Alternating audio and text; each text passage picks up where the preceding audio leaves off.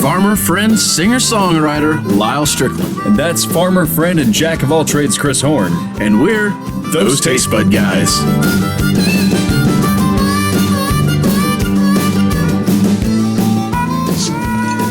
Hey guys, welcome back. Thanks for joining us one more time. If you've been watching us for a while, you might have seen this bottle sitting on the shelf for the last, few months. Yeah. It's just kind of survived back there. I don't know how. Just every time we reach for it and we're like, that one's not open yet. Don't touch that one. Yeah, but tonight's the night. We kind of want this one. Plus, we're kicking around doing a double oak shootout at some point, so we need to get these open. Well, if you want to see that, like, subscribe, follow us on Tastebook. Dang it! It's not Tastebook. What is it? Facebook, Instagram. You're going to have to start doing this. I can't do it anymore. Snapchat, YouTube, and Patreon. You know, Patreon. No longer TikTok, because it's not. It probably won't even be here by the time this airs. TikTok. But you know what? If you follow us on Patreon for $4 a month, we could get a voiceover guy, and I would not have to do this. There would be no more Tastebook. I missed Tastebook already. It makes me a little sad to know that Tastebook is not going to take off. Well, I don't know. Okay, what do we know about this thing? We're working with Woodford Double Oaked. Now, we've had a double oak before. We've had Jim Beam Double Oaked. Didn't we also have a double oaked Scotch? I don't think so. Was it Oblor? Wasn't it? I thought it is a double cask. It was with a sherry cask, though. It was a sherry cask, okay, but this is not a sherry cask. No, this is 2 oak barrels.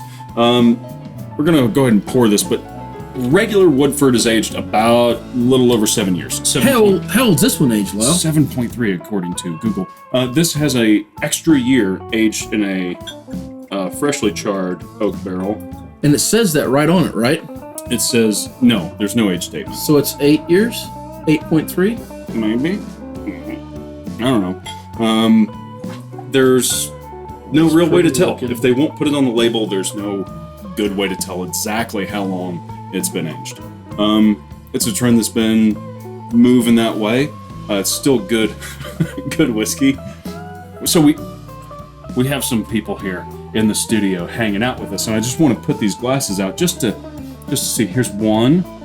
And here's... Yes, this is for the guy that's got to drive. Here's 2. That's for the ladies. And here's 3. That's for the others. And then here's... We'll give you one guess who that one goes to. Jared's pour. So... Yeah. So... Anyways, we'll throw those over there. Yeah, so... I like Woodford Reserve. I do too. I have not had this, I don't think. I have not. I definitely have not. But I did get a good sniff of it, and it smells nice. Okay, so on the nose, they were talking about the usual like vanilla, caramel, but the real thing that was interesting was they mentioned pumpernickel bread.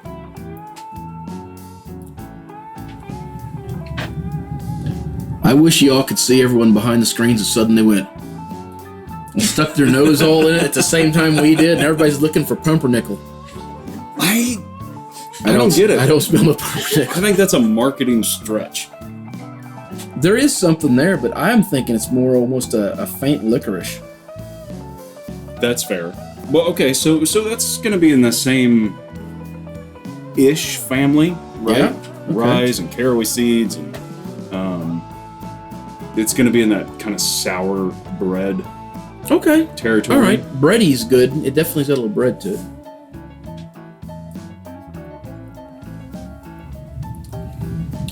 Oh my. That's a lot brighter big. than I thought. It's brighter than I was expecting. Yeah. I was expecting big, burly, aged oak flavors. Instead, what I'm getting is like sawmill, but in a gentle way. Like a nice sawmill. Like someone who, like, you take your tree to them and they're like, is it okay if we cut this? Can we make you, can you sign this waiver? What's his name? What's the tree's name before we saw it in half? Like a gentle sawmill. I went too far into that, but... But you get what I'm getting, right? Like, it's not a big, massive oak flavor. There's like a crispness to it. So I get more spice than oak. So in that respect, yeah, you're right. The oak doesn't come through nearly as strong as it did in the Jim Beam Double Oak, I don't think. Mm-hmm. But there is this heat and spice that's all rolling around the back side of it that just kind of dominates that. There's that fruit flavor, that stone fruit. Yeah, the fruit's in there. Specifically cherry. Like a bright cherry. Maraschino, actually. Kind of. I don't get a bright cherry on this one. It's sweet. I'm more into the dark, like rotted plum fruit.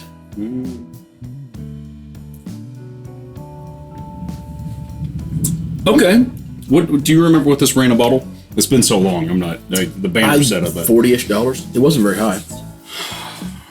All said and done, I don't think it was particularly expensive. $40 a bottle. That's pretty good. I'd get it again. That creeps up into the $60 range. There might be some that I want before that. I don't think I'd go over $50 for it, but I think 40's there.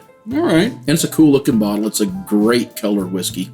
Yeah, this is actually this goes back to like never put a Scotch in a decanter. They just look awful. I think it's the char. I think that's what I'm tasting so much. And on the flavor. I think the char is what I'm tasting so much of. I think that's where it's getting that gritty spice, that hot. Yeah. I think that's what it is. Maybe. There's a pepper to it. Yeah. There's a big old pepper to it. No, it's a good looking bottle. White pepper. It's a good.